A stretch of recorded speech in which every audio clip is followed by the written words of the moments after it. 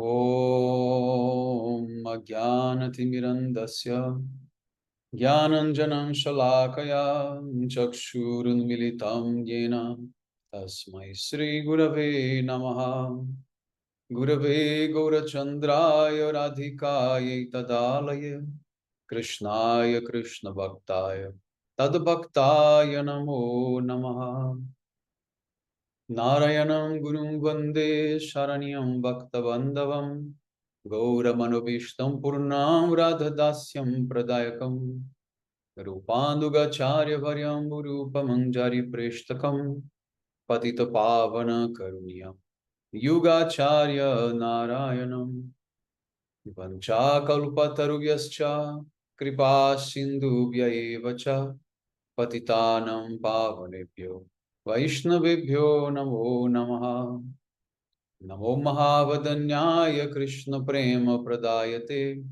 Krishnaya Krishna Chaitanya Namne Gora Tuise Namaha Shama Sundara Shikanda Shekara Ismeraha Saramurali Manohara Radhikara Shikamam Kripanide Swapriya Charana Kinkarim Kuru Tapta Kanchana Gourangi Radhe Vrindavaneshwari Vrishabhanusute Devi Pranamami Hari Priya Vrindayai Tulasi Devyai Priyayai Keshava Sacha Krishna Bhakti Prade Devi Satyavatyai Namo Namaha Shri Krishna Chaitanya Prabhu Nityananda Shri Advaita Gadadhara Shri Vasadi Gaura Bhakta Vrinda Hare Krishna, Krishna Krishna, Hare Hare, Hare Ram, Rama Ram, Hare Hare.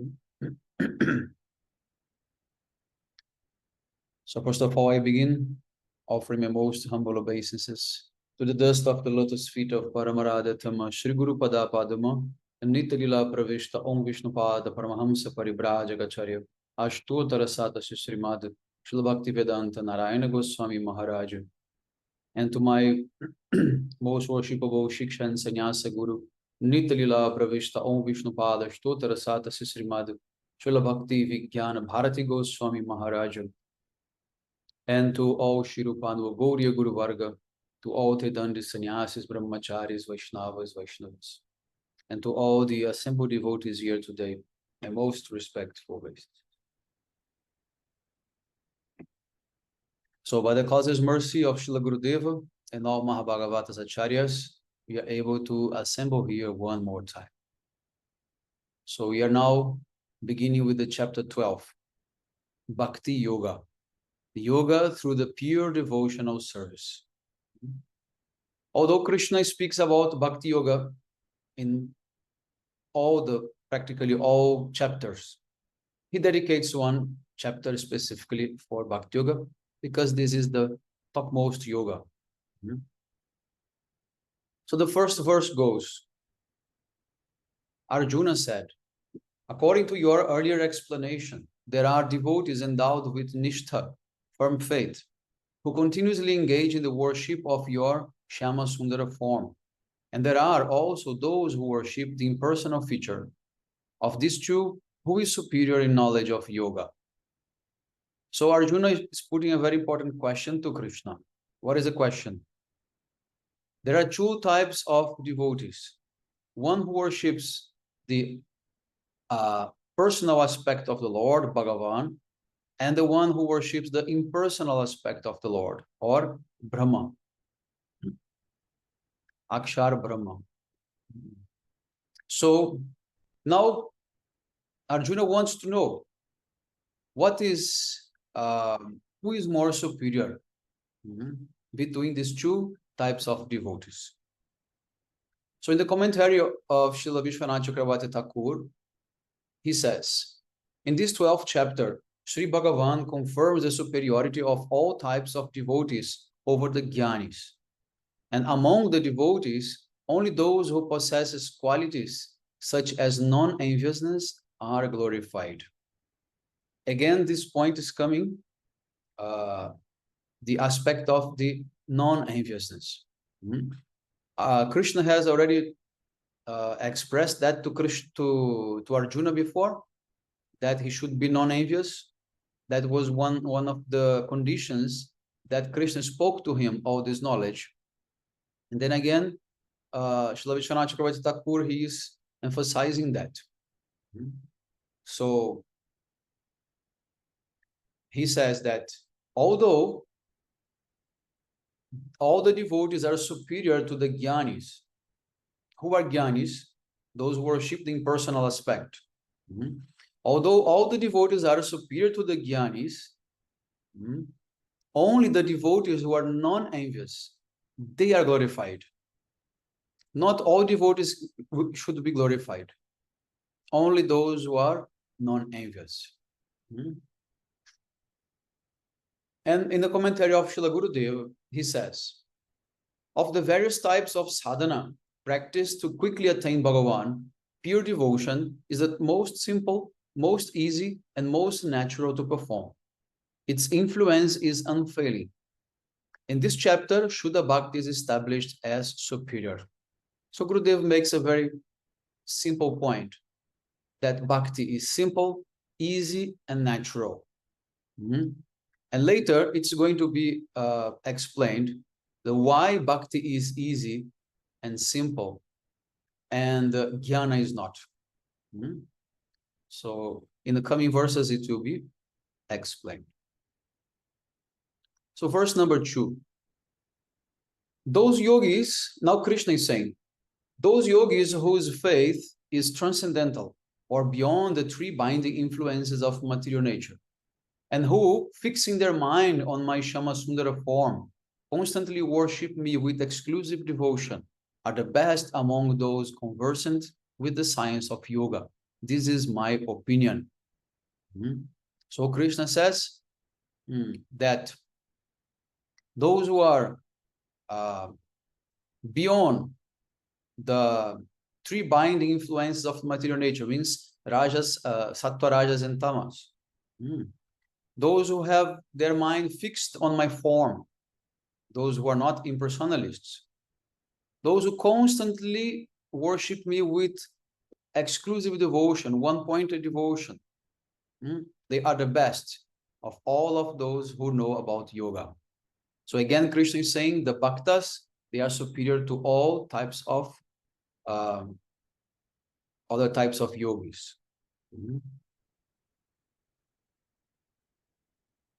Then verses 3 and 4.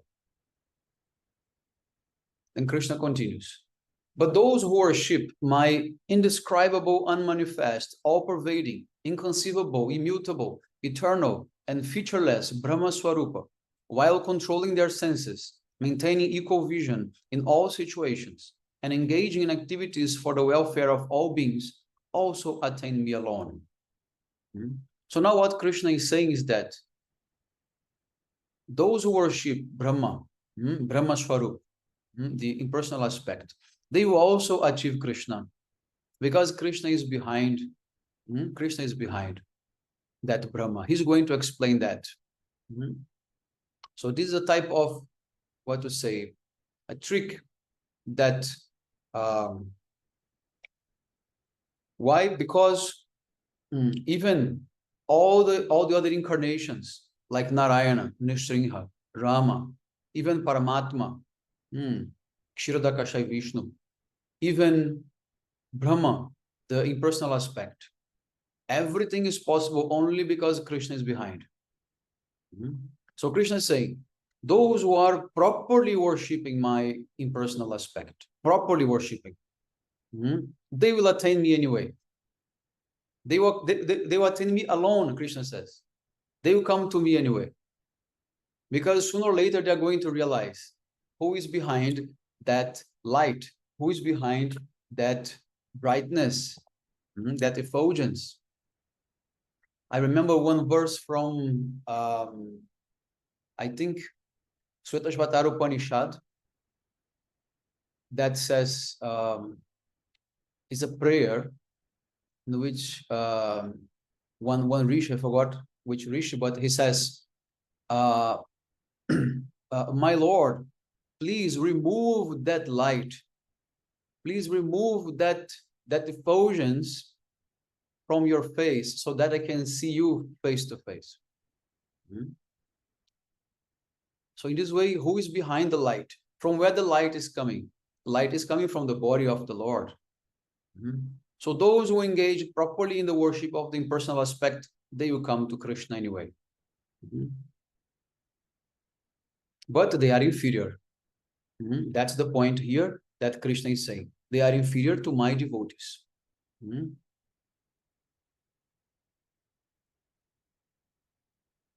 And then Srila Gurudev, in his commentary, he quotes one verse from Srimad Bhagavatam 3:29-13 that says, without service to me, my devotees will not accept the forms of liberation known as Salokya, living on the same planet as the Lord, Sarishti, having similar opulence to the Lord's, Samipya, always being near to the Lord, and Sarupya, having a similar form as the Lord. What to speak of merging with him in impersonal liberation, even if they are offered to them. So these are the 5 types of mukti, liberation.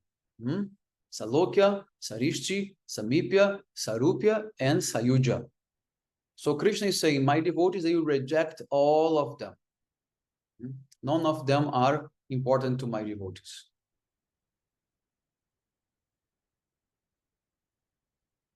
Okay, so now verse number 5. Those whose minds are attached to the impersonal feature experience great difficulty, because for those who identify the body with the self, it is difficult to develop steadiness in something that is not manifest. So Krishna now explains why the Jnanis are inferior to the Bhaktas. So now comes the answer. The answer is that it's very difficult to concentrate the mind in something that cannot be described or perceived as the impersonal aspect. So that is why so many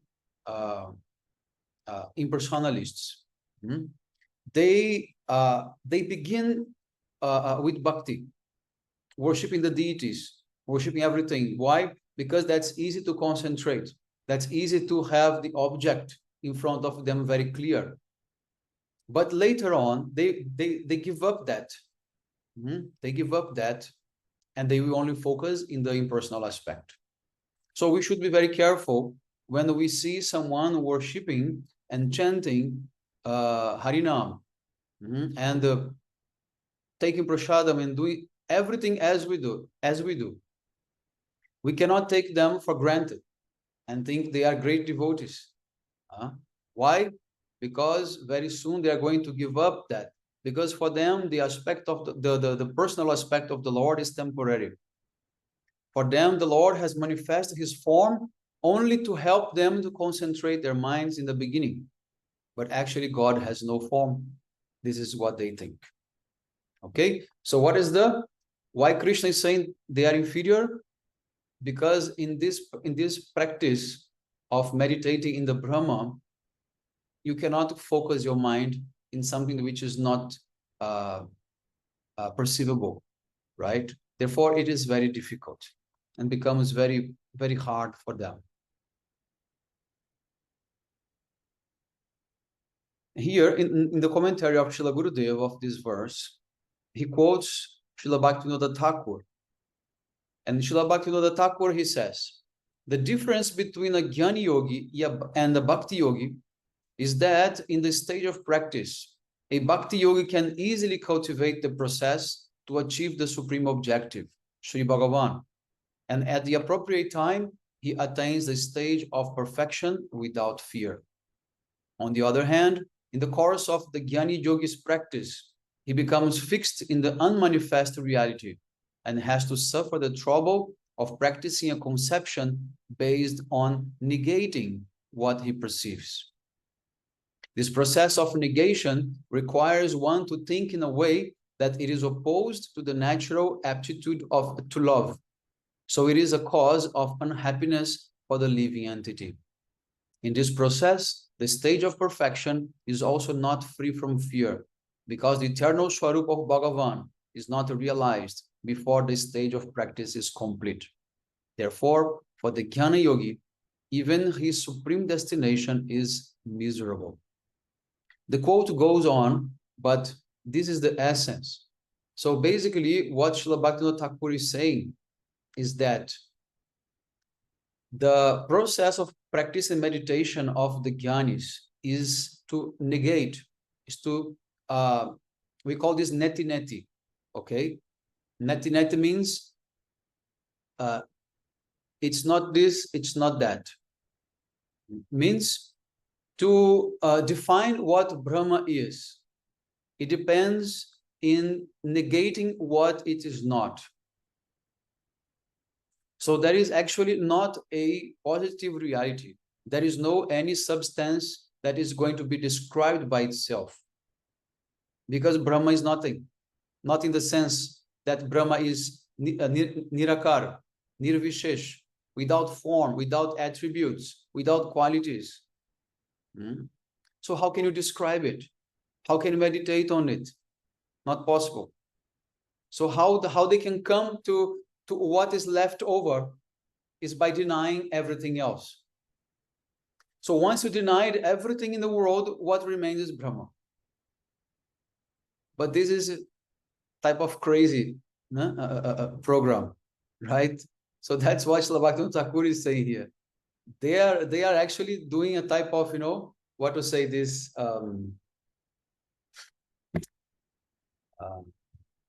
malabarismo, como é? Jiggling, né? Jiggling, Juggling. Juggling, yeah. Yeah, like that. So they are just playing with the reality like this. So in this way, this is also connected to fear. Srila Bhaktivinoda Thakur, he used the word fear. He says, during their practice and even in their attaining of their destination, there is the presence of fear. Why? Because they cannot realize the Swarup of Bhagavan, which requires what? Manifestation of love. And if you have no love, then fear will be there. You have to understand one thing. For the Vedanta, love and fear, they are antagonic, opposite. Love and fear. So if you have no love, then fear must be there. Right? And fear must be there. What fear? All types of fears. Fears of not being liberated, fears of suffering, fears of everything. That is what is motivating. And this is also very similar to the process of the Buddhists as well. Very similar. But the Buddhists, they take to a very extreme point everything. But there is also the motivation based on fear. Right? All right, so let us move on. Verse 6 and 7. But to those who dedicate all their actions to me in order to attain me, O Partha, absorbing themselves exclusively in worshipping of me with unalloyed devotion, I award swift deliverance from the ocean of birth and death. So Krishna is giving the promise that simply by bhakti alone, without jnana, my devotees are blissfully free from material existence. Krishna is going to deliver everyone. So he promised that.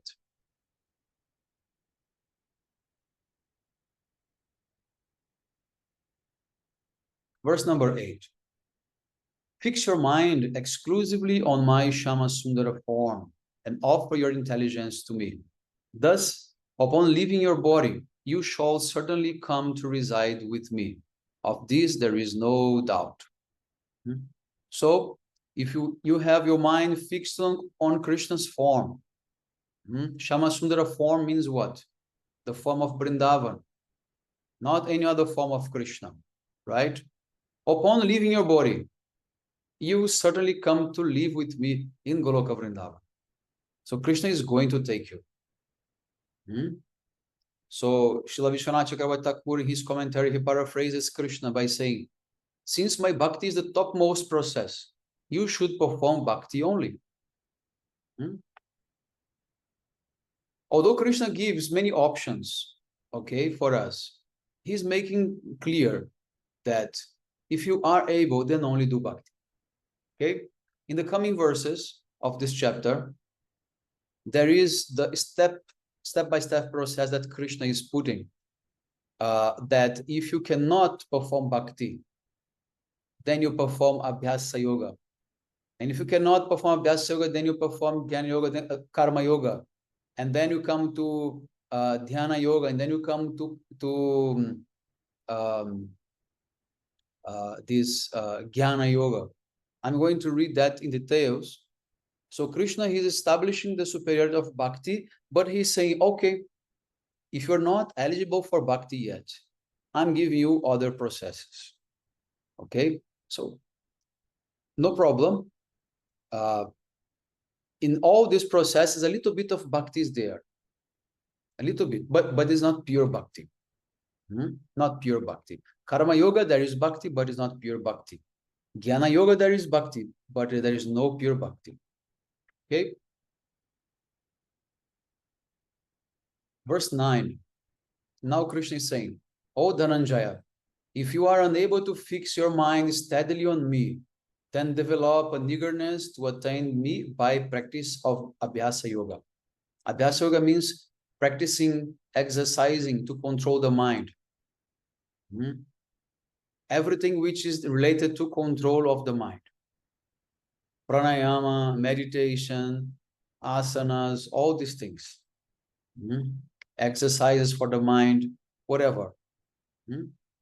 So now Krishna, he begins to establish that.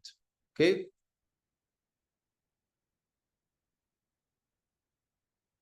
Then verse 11. If, however, you are unable to perform this Abhyasa Yoga, then take shelter of the yoga of offering all your works to me, and with a controlled mind, renounce the results of all your actions. So this is Karma Yoga. It's called Nishkama Karma Yoga. You remember? We discussed this in chapter 6, right? Nishkama Karma Yoga. So now Krishna is putting like a third level. First, then Bhakti Yoga, then Abhyasa Yoga, then Nishkama. What is actually Abhyasa Yoga? Abhyasa Yoga is when you have to endeavor to fix your mind in Krishna. Chanting, remembering, hearing, all these are also included in Abhyasa Yoga. Okay? I think I made a mistake when I mentioned that this Abhyasa Yoga was for pranayama, meditation. No, sorry, this is a mistake. It will come later. Okay, later. Abhyasa Yoga is related to all the practices that you do by your own endeavor. Practice of bhakti that you do by your own endeavor.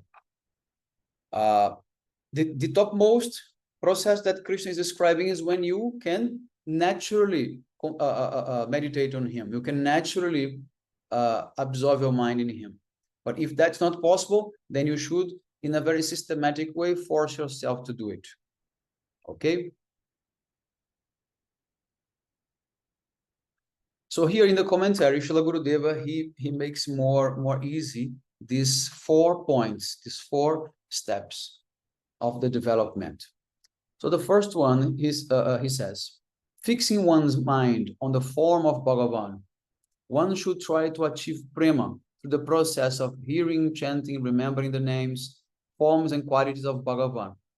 This is the path of spontaneous attachment, Raganuga Bhakti. Okay, so this is the topmost, Raganuga Bhakti. But Raganuga Bhakti is related to what we call, what is that?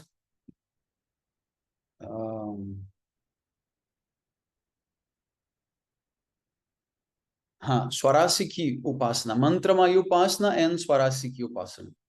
Mantramayu Upasana, Swarasiki Upasana is when naturally in your heart, a flow of remembrance of Krishna's pastimes are appearing just like a chain. One is pulling the other, like an unbroken flow of remembrance of Krishna's pastimes, Krishna's form, Krishna's names. This is Raganuga Bhakti. We are not talking about sadhana. Here, this is already what is perfection. And then mantramayu upasana is when you have to force yourself while chanting the mantras to remember different pastimes, to think about this and think about that. So then comes the second point.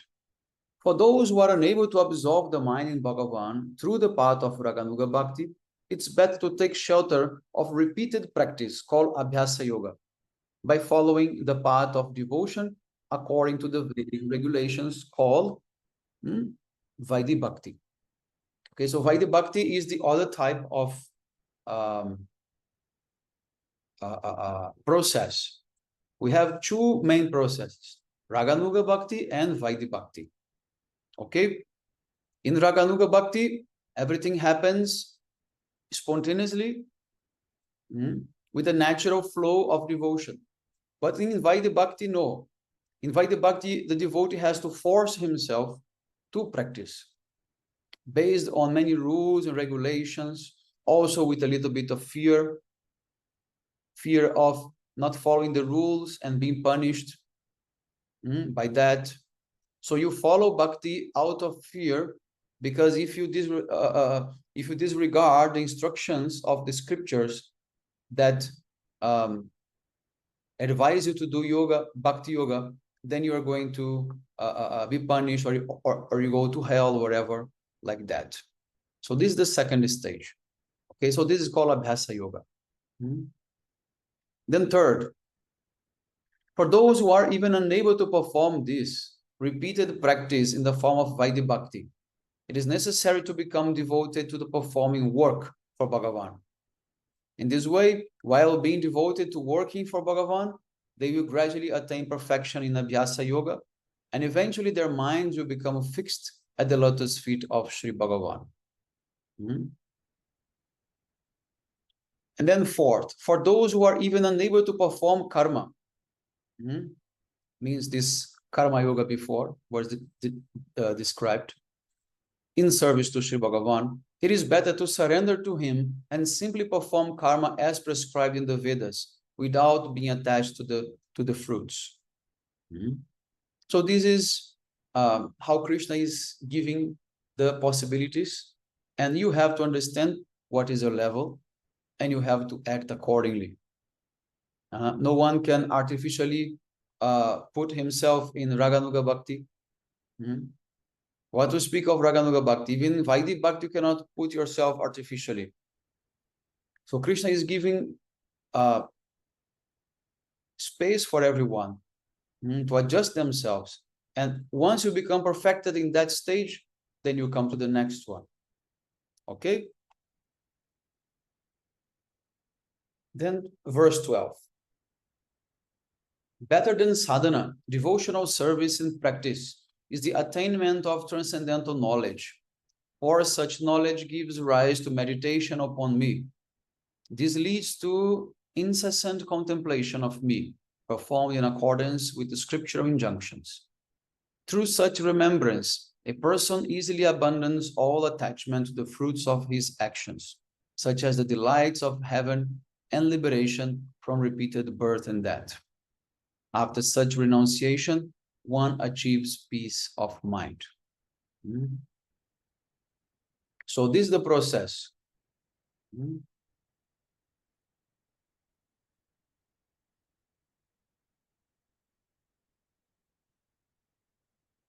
Then verses 13 and 14. My devotee who is non-envious, compassionate, and friendly toward all living beings, free from feelings of possessiveness for sons and family members, devoid of false ego, and even-minded in both happiness and distress, who is forgiving ever content, endowed with bhakti yoga, in control of his senses, resolute in determination and dedication to me in both mind and intelligence, is very dear to me. So now there is a sequence of verses in which Krishna describes who is more dear to him, or who is very dear to him.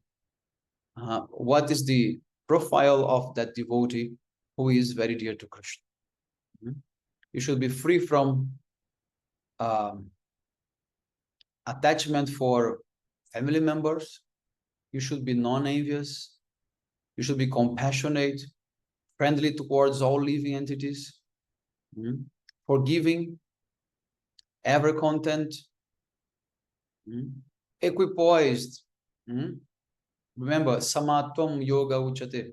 When you become equipoised in both happiness and distress, and so many other qualities, Krishna is saying, oh, he is very dear to me.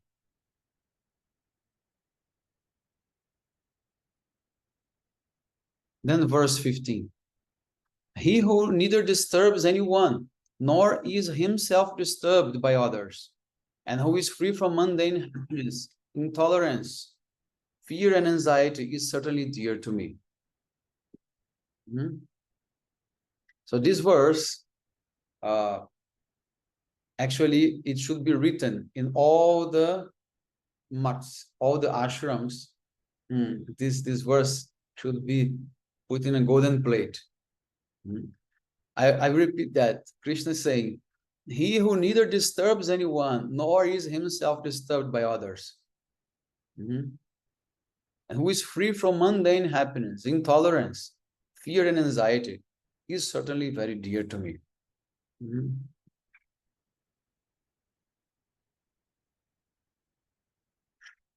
Then verse 16. Dear to me is that devotee who is not dependent on mundane or social activities, who is pure, expert, detached, free from all agitation, and careful to avoid any activity unfavorable to bhakti. So this is how we should behave. Always avoiding what is unfavorable to bhakti, trying to be detached, trying to be pure, pure in all respects. Purity is the key ingredient for spiritual practice, the key ingredient. And how do we begin with purity? From what we are eating? We should eat something pure. And what is that? That is prasadam. If we don't offer what we eat, then we are not eating pure. And if we are not eating anything pure, then our consciousness is going to become impure as well. So in this way, everything else will become also impure.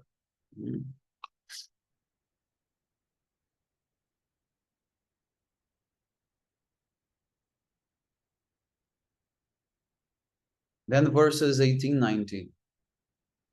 Being blessed with bhakti, he who looks equally upon friends and enemies, who is equipoised in honor and dishonor, heat and cold, joy and anguish, who does not take any kind of mundane association, who is equal in both praise and criticism, who speaks nothing but Bhagavad-gita, who remains satisfied with whatever comes to him for the maintenance of the body, be it to his taste or otherwise, who has no fixed place of residence, and who has unflinching faith in the conclusions of the spiritual masters. Such a devotee is dear to me. Very, very important instructions, how we should, and this is not for, he's not saying this is for renounced order of life, this is for sannyasis or brahmacharis or grihastas or vanaprashtas. No, this is for everyone. This is for everyone.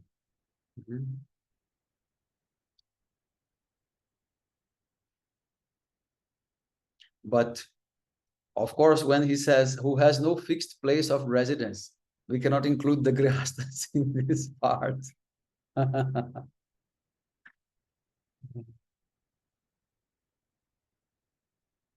But he's not excluding those who have fixed residence, because those who have fixed residence, they please him from other aspects of life.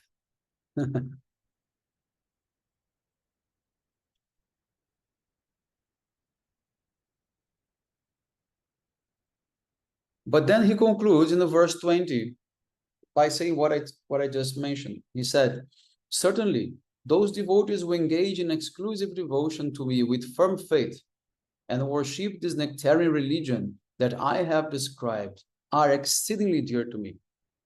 Before he only used the word dear. Now he's saying exceedingly dear to me. Extremely. Extremely means ativa. Ativa me priyaha. They are extremely dear to me. So in this category, everyone is included. Everyone is included. And this is how Krishna concludes the chapter 12